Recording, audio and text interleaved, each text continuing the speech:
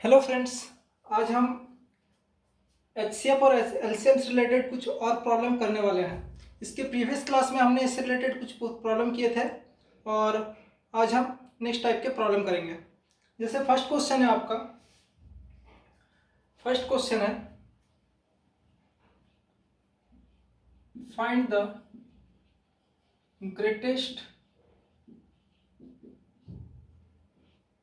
Number, greatest 3 digit number. Find the greatest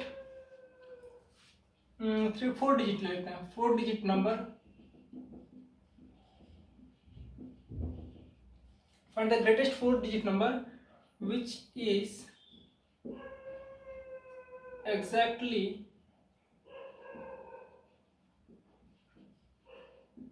divisible by 15, 24 and 26।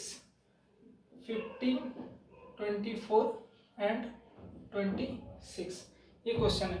देखिए इसका solution. तो greatest 4 digit number हमारा क्या हो सकता है? ग्रेटेस्ट 4 डिजिट नंबर जो होगा, ग्रेटेस्ट 4 डिजिट नंबर 999,999। तो एग्जैक्टली डिविजिबल बाय दिस, और ग्रेटेस्ट बोला है मतलब हमें पहले एचसीएफ निकालना है इन तीनों का। एचसीएफ ऑफ 15, 24 एंड 26, इसका एचसीएफ निकालना है। तो इसके लिए आप या तो डिवीजन मेथड या यूज कीजिए या फिर प्राइम फैक्टराइजेशन मेथड, कोई भी मेथड यूज कर सकते हैं। तो हम यहाँ पर प्राइम फैक्टराइजेशन मेथड यूज करते हैं। 15 को हम लोग क्या लिख सकते हैं? 5 × 3। 24 को क्या लिख सकते हैं? 3 × 2 × 2 × 2 एंड 26 3 × 2 × 30, ये 5 × 3, 3 × 2 क्यूब एंड 2 × 13। तो एचसीएफ मतलब होता है product of the common term with lowest power, product of the common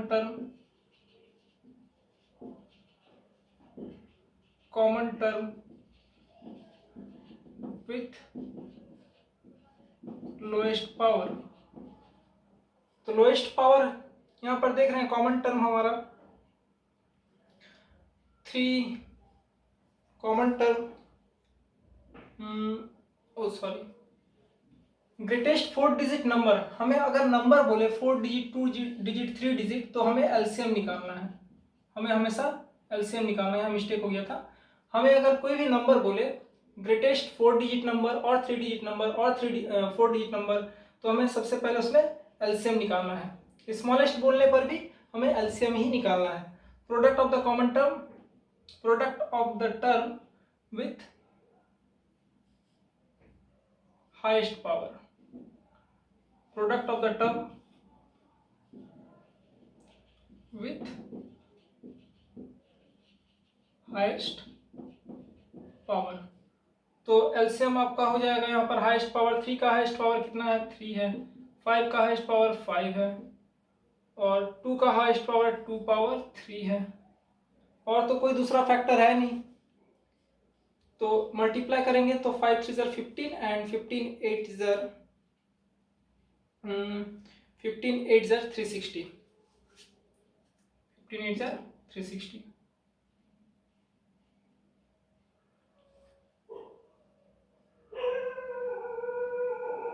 कहीं गलती तो नहीं हो गया?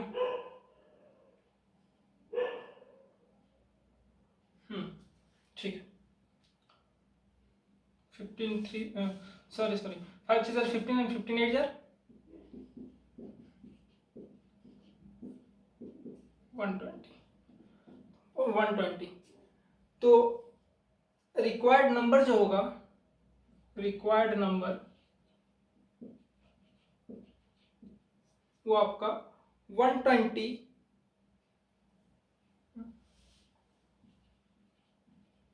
से सब्ट्रैक्ट कर देंगे। 9999 को 120 से सब्ट्रैक्ट कर देंगे तो यह आपका 9 आ गया, ये 7 आ गया, ये 8 आ गया और ये 9 आ गया। ये आंसर। सेम टाइप का क्वेश्चन बुक में भी मिल जाएगा आपको। तो इसके पीछे कॉन्सेप्ट ये था। नेक्स्ट क्वेश्चन देखते हैं।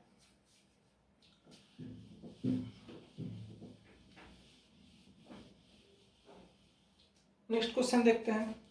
नेक्स्ट क्वेश्चन है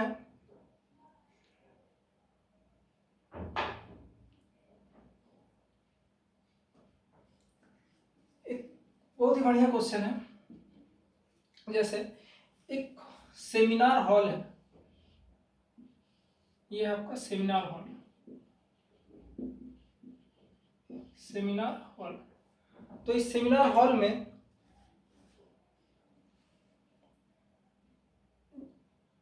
हिंदी वाले पार्टिसिपेंट कुछ बैठे हुए हैं, जो हिंदी में कोई भी कंपटीशन हो रहा है हिंदी का, उसमें पार्टिसिपेट किया है। इंग्लिश वाले कुछ है और मैथ वाले हैं, हिंदी इंग्लिश और मैथ वाले हैं।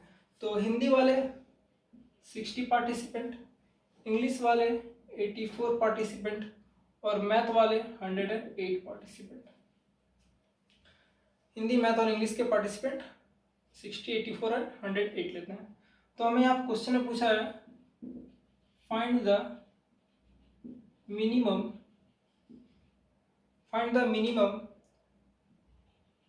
Number of room required find the minimum number of room required if each room if in each room the same number of participant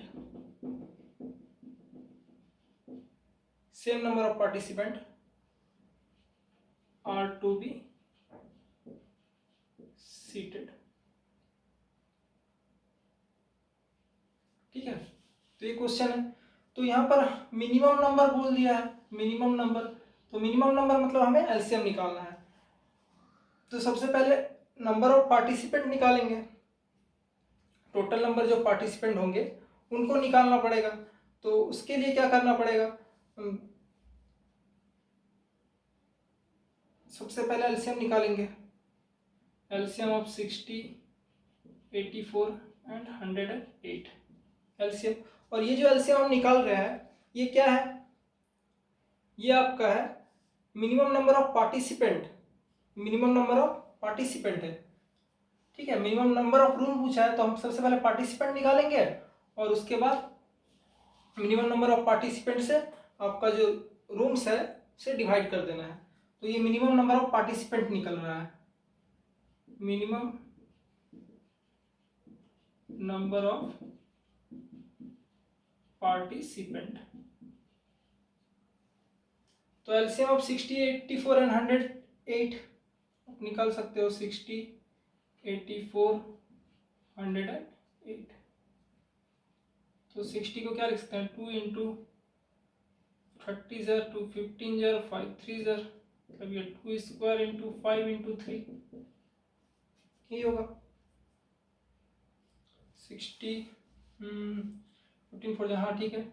next 84, 2 into 42, 2 into 21, 3 into 7, 2 square into 3 into 7।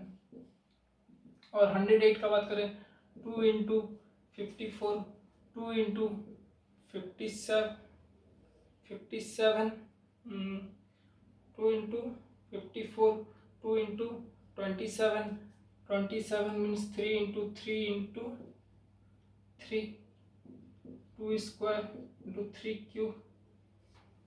तो अगर हम लोग देखें LCM of 60, 84 and 108, product of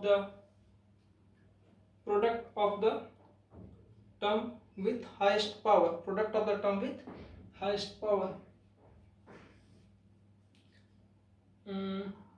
sorry minimum यहाँ rule का बात है तो ये HCF होगा, ये HCF होगा, ये HCF होगा। Minimum number of participant HCF होगा आपका। तो HCF निकालना है, product of the common term with lowest power. तो आप देख रहे हो 2 स्क्वायर इंटू 3, तो ये 12 हो गया। तो नंबर ऑफ रूम जो होगा नंबर ऑफ रूम्स रिक्वायर्ड, इसका मतलब 12 क्या है, सब में 12 होने चाहिए, इसमें भी 12, इसमें भी 12, इसमें भी 12 होंगे, तभी जाके इक्वली अकोमोडेट हो पाएंगे।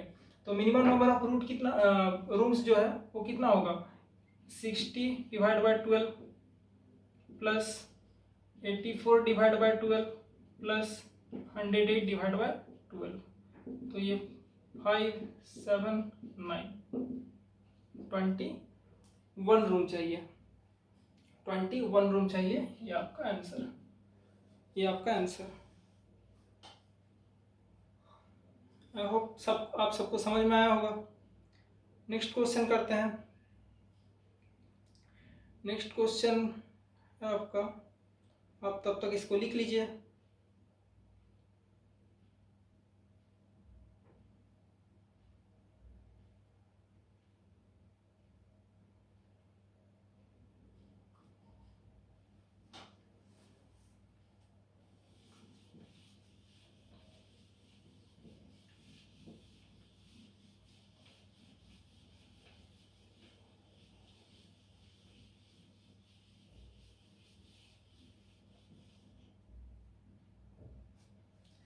यहाँ पर क्वेश्चन है आपका, find the least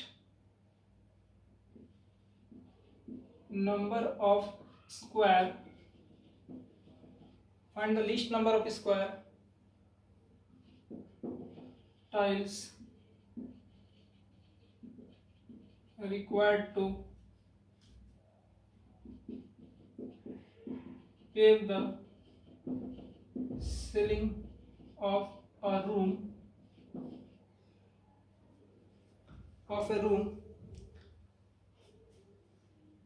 15 meter 17 centimeter long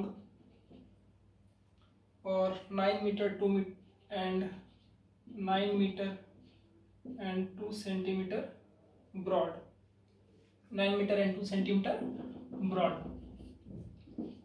ये क्वेश्चन है, find the least number of square tiles required to pave the ceiling of a room 15 metre 17 centimetre long and 9 metre 2 centimetre broad. तो एक रूम है, ये एक room है,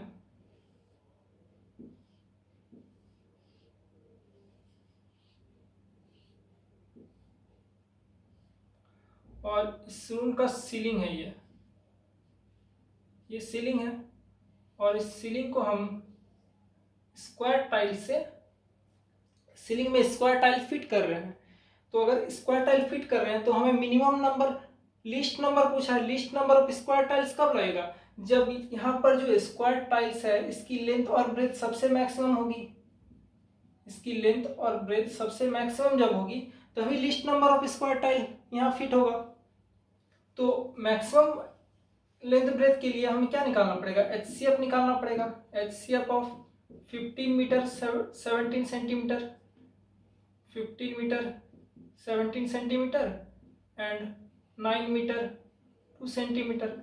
इसको एक यूनिट में कन्वर्ट करना है सबसे पहले, तो ये हो जाएगा 1517 सेंटीमीटर एंड 902 सेंटीमीटर। तो HCF निकालेंगे, ये बहुत बड़ा है तो डिवीजन मेथड यूज करना है। अगर हम लोग डिवीजन मेथड यूज करते हैं तो 902 को डिवाइड करेंगे 1517 से, तो ये 9 2 ज़ा नहीं होगा, 1 ज़ा 902 7 5 1 और ये 6 902 1 6 1 5 7 7 10 9 1 8 8 6 2 6 1 5 2 ज़ा 574 1 41 287 487, तो 7 ज़र 287 4 ज़र 287। तो हम लोग देख रहे हैं HCF कितना है हमारा 41, HCF कितना है 41। तो ये जो HCF है ये इस टाइल की लेंथ और ब्रेथ जो होगी मैक्सिमम साइज होगी ना, तो maximum size of the tile, maximum size of tile वो आपका 41 सेंटीमीटर होना चाहिए, क्योंकि ये स्क्वायर सब टाइल है तो 41 41। तो नंबर हमें निकालना है, तो नंबर निकालने के लिए हम लोग क्या करेंगे, नंबर निकालने के लिए जितना भी आपका एरिया होगा, number of square tile is equal to area length into breadth 1517 into 902 divide by 41। तो इसको डिवाइड कर देना है 1517 इंटू 902। तो अगर डिवाइड करेंगे तो ये कहीं ना कहीं आपका 41 number of square tile, area of ceiling by area of tile, area of ceiling by area of tile, area of ceiling करना है और एरिया ऑफ टाइल से डिवाइड कर देना है। तो इसको करेंगे 41 1517, ये चल जाएगा आपका 33 और 37 से, और नेक्स्ट 41 इंटू 902 ये चल जाएगा आपका 41 2 84 22 से 37 इंटू 22 करना है, तो 37 2 37 इंटू 2 ये 740 और 37 इंटू 2 740, तो 4011 8140 आपका नंबर ऑफ स्क्वायर टाइल, 8140 आपका number of square tile, sorry 814 होगा, ये 814 होगा। तो ये बहुत ही अच्छा क्वेश्चन था, लोग इसको लिख लीजिए तब तक। नेक्स्ट क्वेश्चन है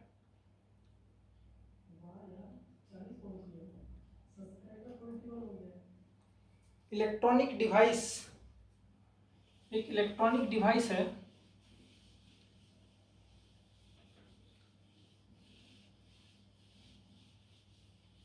एक इलेक्ट्रॉनिक डिवाइस है जो आपका एवरी 60 सेकेंड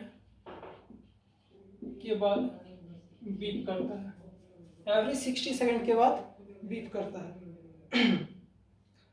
और एक दूसरा डिवाइस है, ये डिवाइस 1 था, दूसरा सेकंड डिवाइस जो है ये आपका एवरी 62 सेकेंड के बाद बीप करता है, 62 सेकेंड के बाद बीप करता है। अब पूछा है क्वेश्चन में कि ये दोनों device, if both device beep at 10 AM at what time they again beep together, ये क्वेश्चन है। एक डिवाइस है जो 60 सेकंड बाद बीप करता है, दूसरा डिवाइस है जो 62 सेकंड के बाद बीप करता है। तो पूछा है कि both device beep at 10 PM at what time they beep together again. तो यहाँ पर भी हमें एलसीएम निकालना है, तो 60 एंड 62 का एलसीएम। अच्छा, इसको मैं अच्छे से समझाता हूँ। देखिए, फर्स्ट 60 पे बीप किया, फर्स्ट डिवाइस जो था वो 60 पे बीप किया, नेक्स्ट कब बीप करेगा 120 पे, नेक्स्ट कब बीप करेगा 180 पे, नेक्स्ट कब करेगा 240 पे, इस तरह चलता जाएगा। सेकंड डिवाइस जो 62 पे बीप कर रहा है तो नेक्स्ट कब बीप करेगा 124 पे, नेक्स्ट कब करेगा 186 पे, नेक्स्ट कब करेगा 248 पे, नेक्स्ट कब करेगा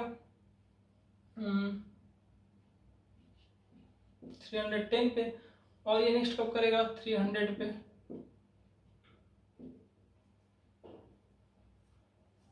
ठीक है, यहाँ तक। और इस तरह से अगर हम लोग लिखते जाए तो हम लोग देखेंगे कि 60 का टेबल में 1860 भी आता है और 62 का टेबल में भी 1860 आता है। तो दोनों एक साथ बीप कब करेगा 1860 सेकंड में, 1860 सेकंड में। एक्चुअली में है क्या, एक्चुअली में ये तो एलसीएम ही है, एक्चुअली में ये 60 और 62 का एलसीएम ही है, इसीलिए इस तरह क्वेश्चन में हमें एलसीएम निकालना पड़ता है। इसका जो सॉल्यूशन होगा, एलसीएम निकालना है सबसे पहले 60 एंड 62 का, तो ये हमने निकाला 1860। फिर साइड में निकालिएगा डिवीजन मेथड यूज करके, 31 मल्टीप्लाई करके कर देना है। तो ये क्या है 1860 सेकंड। तो इसको अगर हम लोग डिवाइड कर दें 60 से अगर डिवाइड कर दें, 0 0 कैंसिल, 6 3 सर 1 जर, तो 31 मिनट, मतलब 10 AM पे एक साथ बीप कर रहा है, तो नेक्स्ट कब बीप करेगा 10:31 पे, बीप एट 10:31 AM। नेक्स्ट कब करेगा 10:31 AM पे।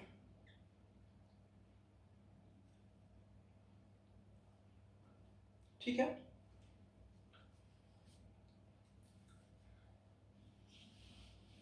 और एक क्वेश्चन करते हैं।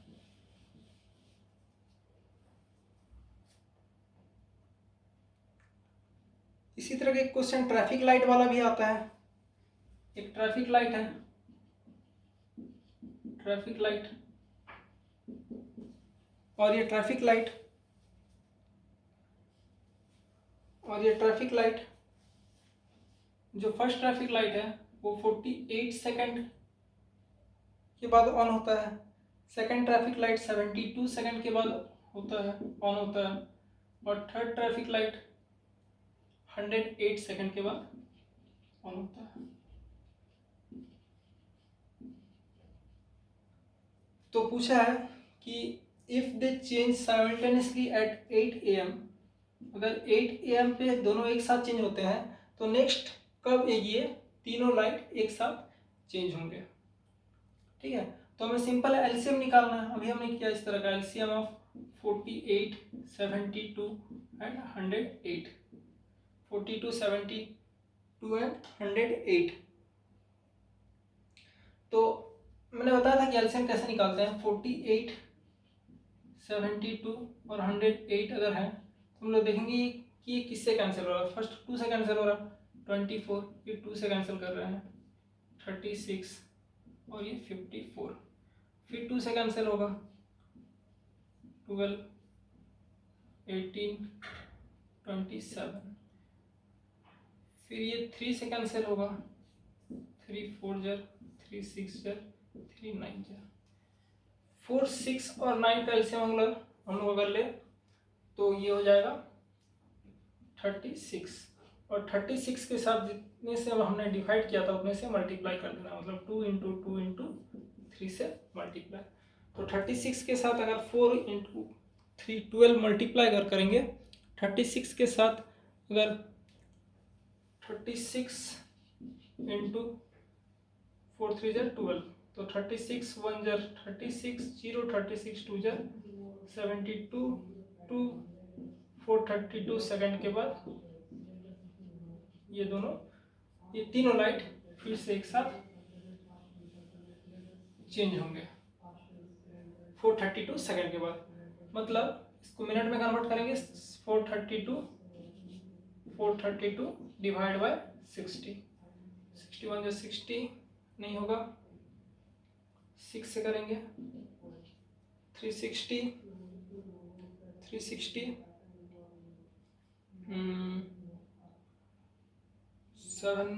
7 से 420, 12 मतलब 7 मिनट 12 सेकंड के बाद। तो 8 AM पे अगर ये चेंज होते हैं तो नेक्स्ट कब चेंज होंगे, 8 AM 7 मिनट एंड 12 सेकंड, 8:07 पे ये चेंज होंगे। 8 AM 7 minute, 8 hour 7 minute 12 second में चेंज हो जाएंगे फिर से। ठीक है, नेक्स्ट क्वेश्चन करते हैं। तो नेक्स्ट क्वेश्चन है हमारा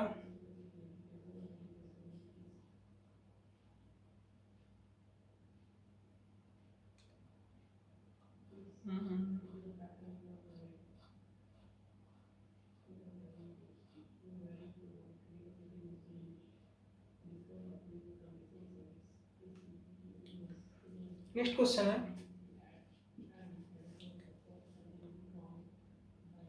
3 पीस ऑफ टिम्बर। टिम्बर के 3 पीस है, एक टिम्बर के 3 पीस है, first second and third piece. तो फर्स्ट पीस जो है ये 42 मीटर लॉन्ग है, सेकंड पीस जो है ये 49 मीटर लॉन्ग है, और थर्ड पीस जो है वो 63 मीटर लॉन्ग है, 63 metre.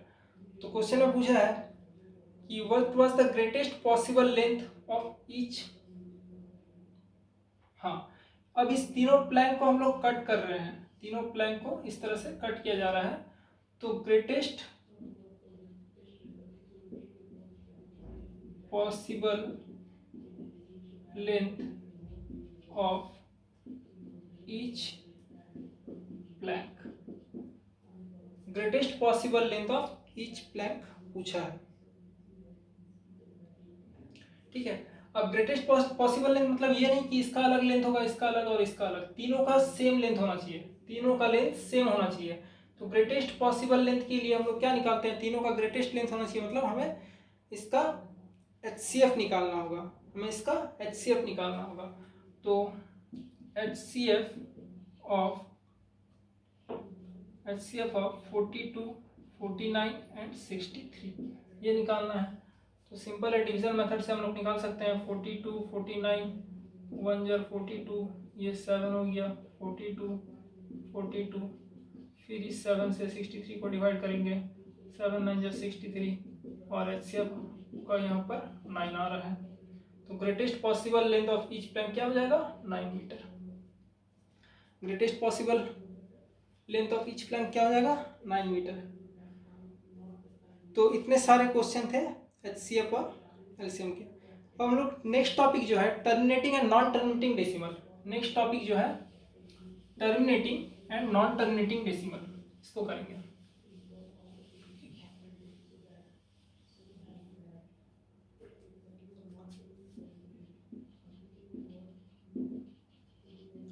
Terminating and non terminating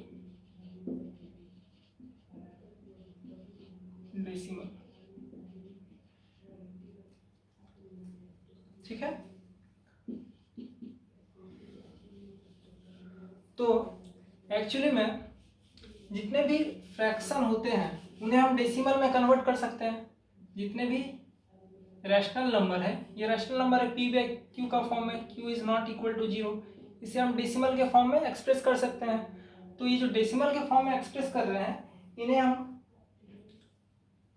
ये 3 तरह के हो सकते हैं, ये डेसिमल एक्सपेंशन 3 तरह के हो सकते हैं। कोई भी डेसिमल जो होगा वो 3 तरह का हो सकता है, या तो वो टर्मिनेटिंग होगा, या तो वो नॉन टर्मिनेटिंग होगा,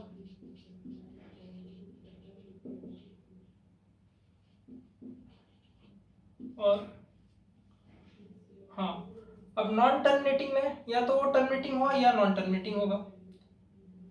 अब नॉन टर्मिनेटिंग में नॉन टर्मिनेटिंग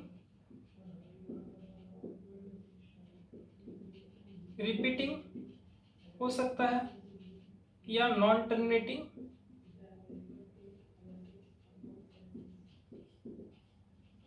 नॉन रिपीटिंग हो सकता है।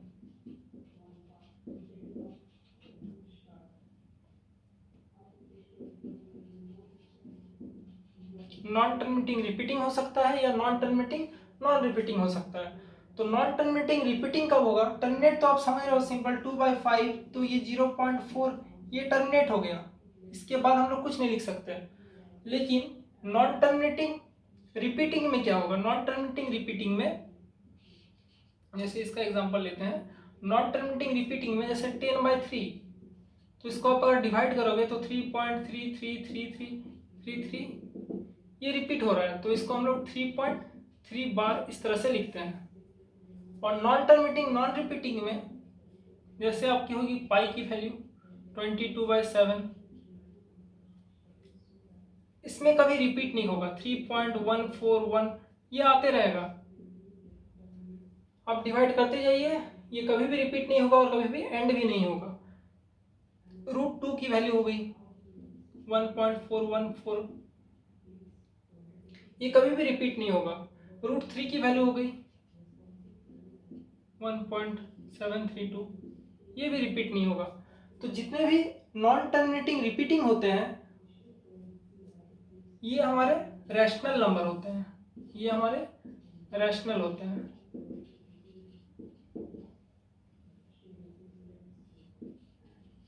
Rational number. और जितने भी नॉन टर्मिनेटिंग नॉन रिपीटिंग होते हैं ये हमारे इरेशनल होते हैं,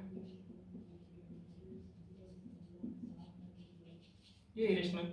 और ये भी रैशनल, ये तो रैशनल है ही, ये तो रैशनल है ही।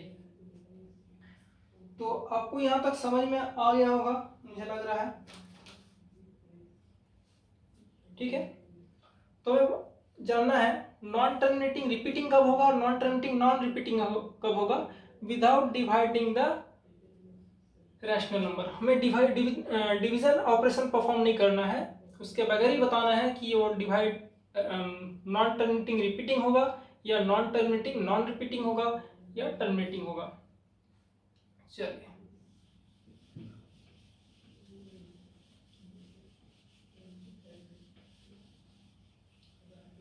तो ये p/q है, कोई भी रैशनल नंबर इस तरह का फॉर्म में रहेगा। तो अगर हम q का प्राइम फैक्टराइजेशन करते हैं, q का अगर हम लोग प्राइम फैक्टराइजेशन करते हैं, prime factorisation of q is in the form of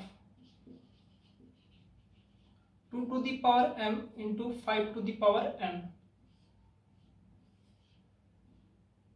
अगर 2 to the power m into 5 to the power n के फॉर्म का है तभी ये आपका टर्मिनेटिंग होगा, टर्मिनेटिंग डेसिमल। और अगर इस फॉर्म में नहीं है तो ये नॉन टर्मिनेटिंग होगा, अगर इस फॉर्म में नहीं है तो ये नॉन टर्मिनेटिंग डेसिमल होगा, non terminating if not in the form 2 to the power m into 5 to the power n। देखिए एग्जांपल लेते हैं, जैसे 10 बाय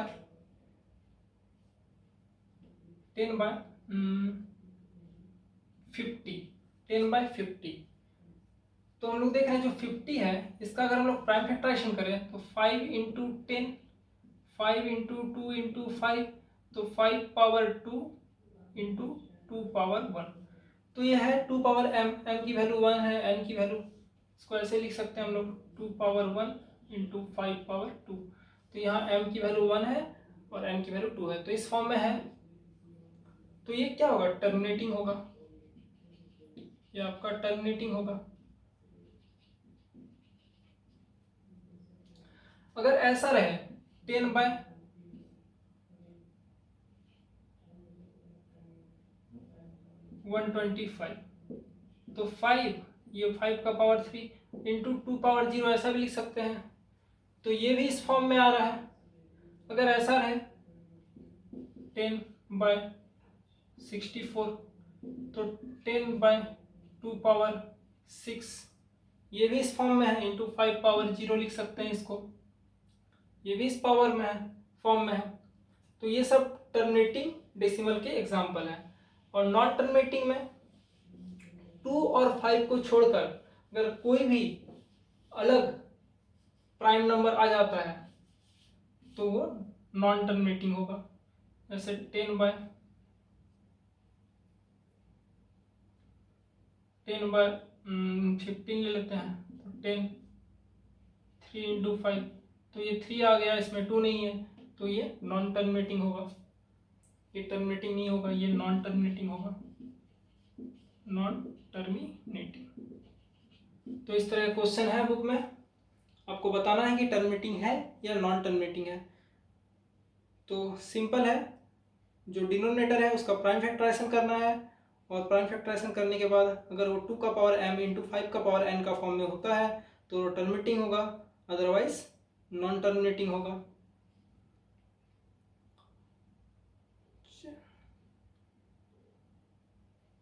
तो ये इससे रिलेटेड क्वेश्चन, जैसे एक क्वेश्चन लेते हैं 32/147। 32/147 हमें बताना है कि टर्मिनेटिंग होगा या नॉन टर्मिनेटिंग। तो प्राइम फैक्टराइजेशन करना है। प्राइम फैक्टराइजेशन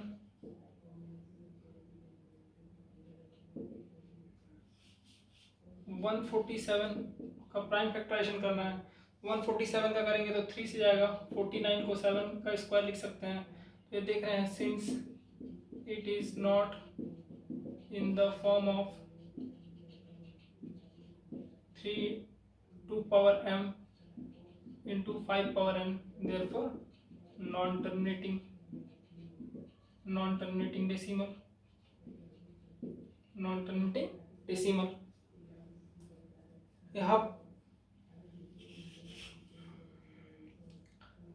यहाँ तक आप लोगों को समझ में आया है ऐसा मुझे लग रहा है। और अगर आपको कोई परेशानी होती है तो आप नीचे कमेंट करके बोल सकते हो कि आपको कहाँ परेशानी है। नेक्स्ट जो टॉपिक है वो है आपका कन्वर्ट करना है, आपका कन्वर्जन है, कैसे करके हम एक non terminating repeating rational number को डेसिमल को रैशनल नंबर में कन्वर्ट कर सकते हैं। तो जैसे ऐसा रहे, conversion of non terminating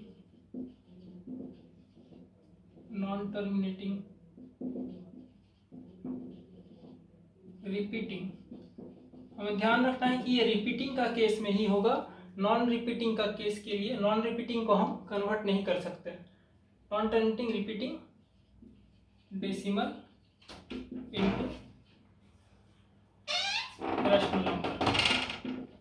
into rational number.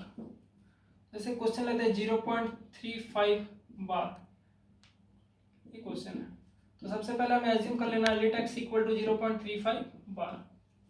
इसके दो मेथड है, मैं दोनों मेथड बताऊंगा। उसके बाद ये बार देखना है कितने डिजिट के ऊपर है, 2 डिजिट के ऊपर बार है तो हमें, और ये पॉइंट के बाद 2 डिजिट है तो हमें इसको मल्टीप्लाई करना है 100 से। तो मल्टीप्लाई 100 बोथ साइड, ये 100x हो जाएगा और ये कुछ इस तरह का था 0.353535 डॉट डॉट, तो ये हो जाएगा 35.353535 सो, ठीक है। अब इक्वेशन 1 से इक्वेशन 1 देना है, इसे इक्वेशन 2 देना है, और इक्वेशन 1 की वैल्यू दोनों को सब्ट्रैक्ट कर देना है।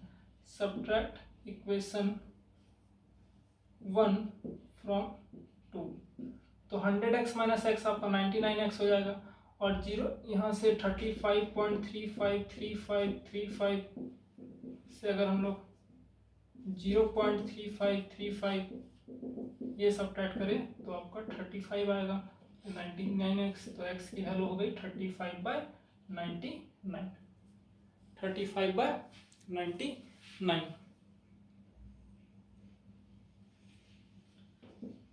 ठीक है। जो मेथड 2 है, ये मेथड 1 है, ये मेथड 1 है, और जो मेथड 2 है वो इस तरह का है। आपको देखना है बार, इसमें आप डायरेक्ट लिख सकते हो x की वैल्यू। देखना है बार के ऊपर कितने डिजिट है, बार के ऊपर 2 डिजिट कितने डिजिट्स के ऊपर बार है, 2 डिजिट्स के ऊपर बार है। अगर 2 डिजिट्स के ऊपर बार है तो जिनके ऊपर बार है उस नंबर को लिख देना है। कितने डिजिट्स के ऊपर बार नहीं है, किसी भी डिजिट, कितने डिजिट्स के ऊपर बार नहीं है, तो यहाँ ऐसा कोई भी नंबर नहीं है जिसके ऊपर बार नहीं है, तो सिंपल यहाँ 0 लिख देना है। और अगर 2 डिजिट के ऊपर बार है तो 99, अगर 3 डिजिट के ऊपर बार होगा तो 999, और 4 डिजिट के ऊपर बार होगा तो 49। तो ये डायरेक्ट आपका आंसर आ गया यहाँ पर 35/99।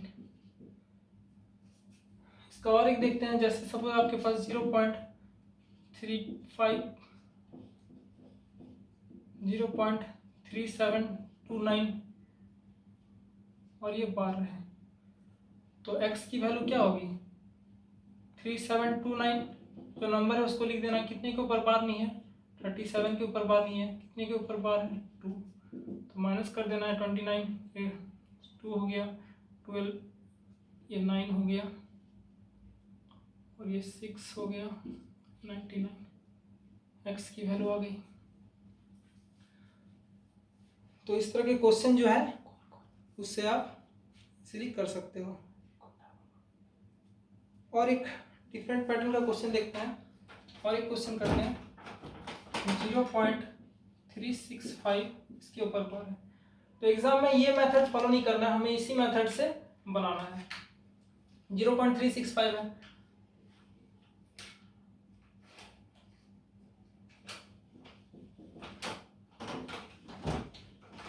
तो इसको हम लोग क्या लिख सकते हैं, 0.365656565।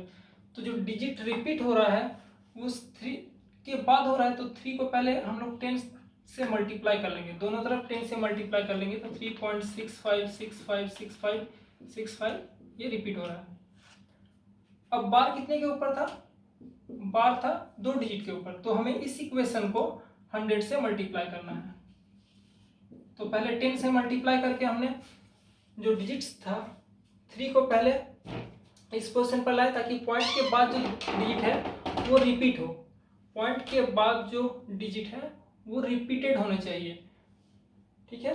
और इस 0.365 बार को इस फॉर्म में लाने के लिए पहले हमने इसे 10 से मल्टीप्लाई किया।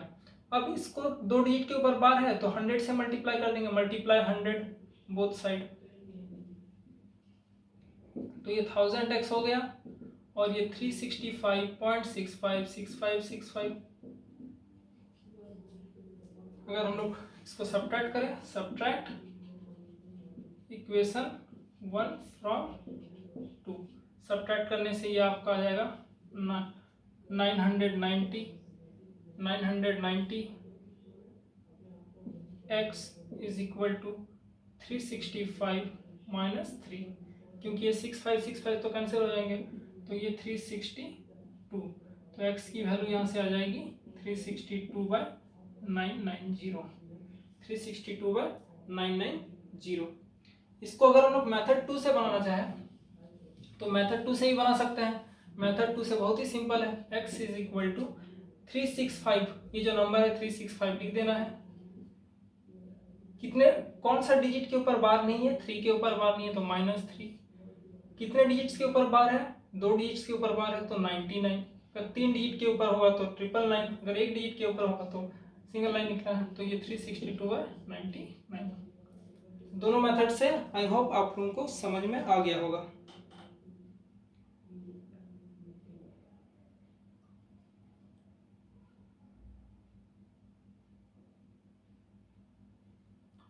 नेक्स्ट जो क्वेश्चन है, कन्वर्जन तो आप लोगों को समझ में आ गया होगा। नेक्स्ट एक क्वेश्चन आता है, प्रूव करने आता है कि prove that √3 is an irrational number, √5 is an irrational number. तो इरेशनल नंबर तो पता है हम लोग को, the number which is not in the form of p/q where p and q are both coprime and q is not equal to 0। तो ऐसे √2 है, √2/1 है, तो ये तो आपका प्राइम नंबर तो है नहीं, ये प्राइम नंबर आपका नहीं है, प्राइम नंबर नहीं है, तो ये √2 जो है वो इरेशनल नंबर है। और सेकंड बात जो है, इसका डेसिमल एक्सपेंशन जो होता है नॉन टर्मिनेटिंग नॉन रिपीटिंग होता है। तो इसके लिए आपको सिंपल √2 इज एन इरेशनल,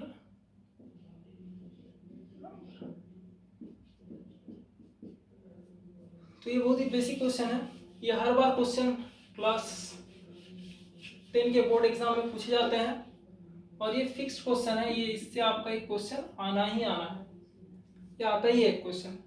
तो इसमें कुछ नहीं है, सबसे पहले आपको ये लिखना है, let √2 is an rational number. इसे कॉन्ट्राडिक्शन मेथड से बनाएंगे। पहले हम लोग मान लेंगे कि √2 एक रैशनल नंबर है, तो वही हम लोग कर रहे हैं, let √2 is an rational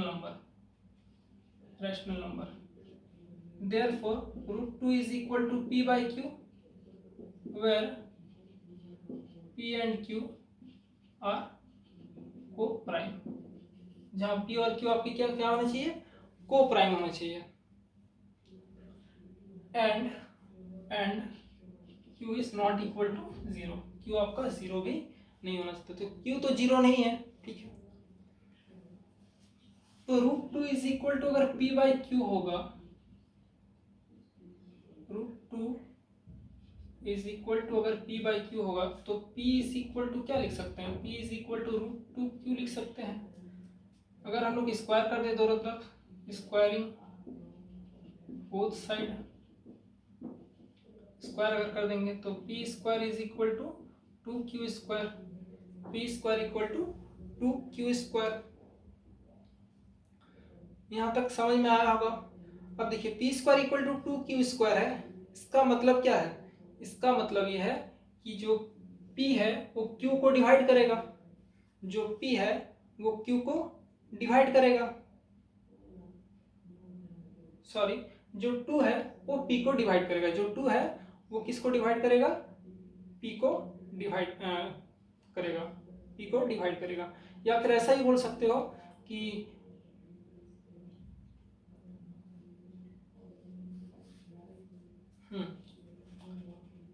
to तो q का मल्टीपल में, therefore p divides p square divides 2, therefore p divide 2, p divide 2, p 2 को भी डिवाइड करेगा, ठीक है। तो p अगर 2 को डिवाइड करेगा तो p is equal to 2 into c मान सकते हैं, मतलब कोई एक मल्टीपल होगा। p अगर 2 को डिवाइड कर रहा है तो कोई एक मल्टीपल होगा, या तो 1 होगा c का वैल्यू, या तो 2 होगा, या तो 3 होगा, या तो 4 होगा, ठीक। यहाँ तक समझ में आया। तो यहाँ पर फिर स्क्वायरिंग बोथ साइड करेंगे, p square is equal to 4c square होगा, और पी स्क्वायर की वैल्यू थी 2q स्क्वायर, तो 2q square equal to 4c square होगा। यहाँ से हम लोग देख रहे हैं कि q square equal to 2c स्क्वायर। इसका मतलब क्या है, इसका मतलब है q divides q square divides 2 and q divide 2। तो यहाँ पर हम लोग देख रहे हैं कि जो p है वो 2 से भी डिविजिबल है, और q जो है वो भी 2 से डिविजिबल है, p और q दोनों 2 से डिविजिबल है, hence p and q both are divisible by 2। p और q दोनों 2 से डिविजिबल है, तो दोनों से अगर डिविजिबल होंगे तो हमने तो एज्यूम किया था p एंड q आर को प्राइम, मतलब इन दोनों का HCF क्या होना चाहिए था, 1 होना चाहिए था। लेकिन अगर p और q दोनों 2 से डिविजिबल होंगे तो HCF तो 2 हो जाएगा। तो this contradict our fact, this contradict our fact that p and q are co-prime। ये दोनों को-प्राइम नहीं है, इसका मतलब p और q को-प्राइम नहीं है, और अगर ये को-प्राइम नहीं है तो ये भी स्टेटमेंट रॉन्ग हो गया, और अगर ये स्टेटमेंट रॉन्ग हुआ तो ये स्टेटमेंट भी रॉन्ग हो गया। तो हेंस आप बोल सकते हो कि ये रैशनल नहीं है, रैशनल नहीं हुआ तो क्या होगा, इरेशनल होगा। Hence root 2 is an irrational number.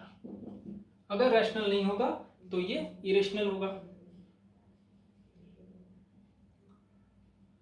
आप लोग लिख सकते हो इसको तब तक।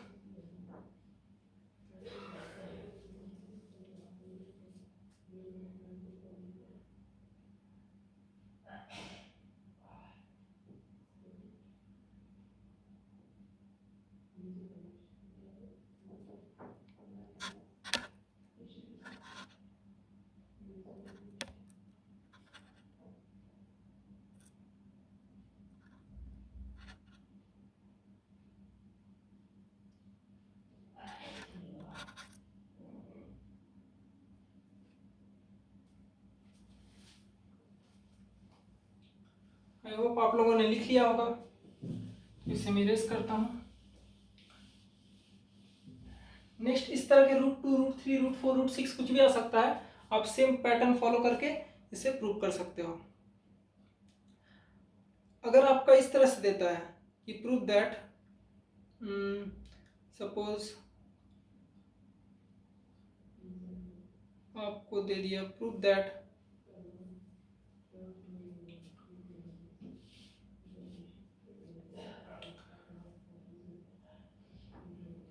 To plus root five is irrational. 2 + √5 को अगर आपको इरेशनल प्रूफ करने दे दिया तो आप इसे किस तरह से करोगे?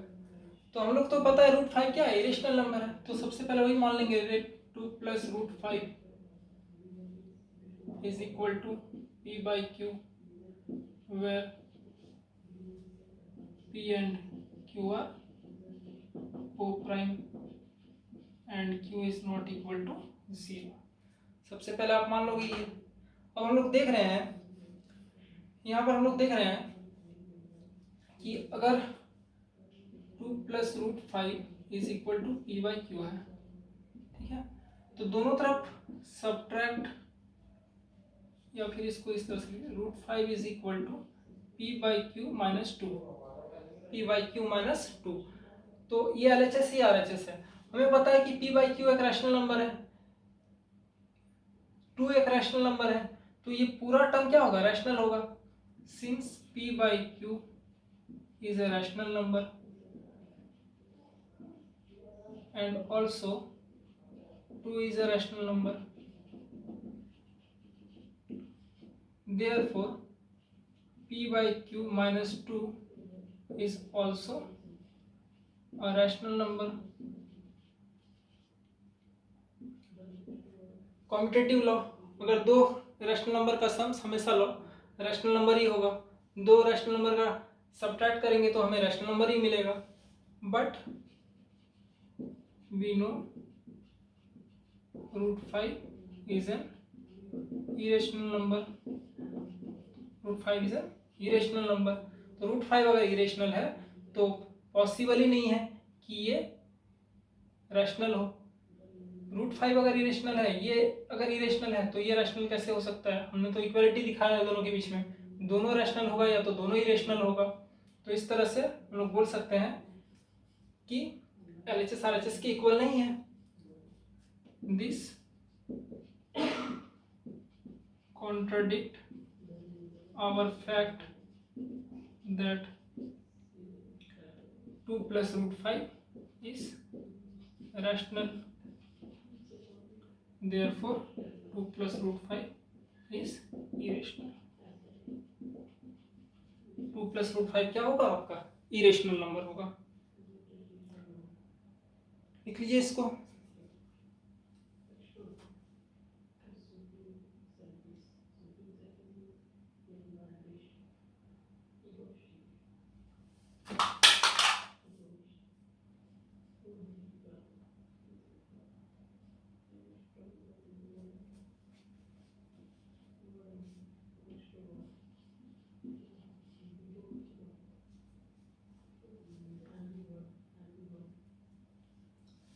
तो ये हमारा जो चैप्टर 1 था रियल नंबर, ये रियल नंबर हो चुका है पूरा।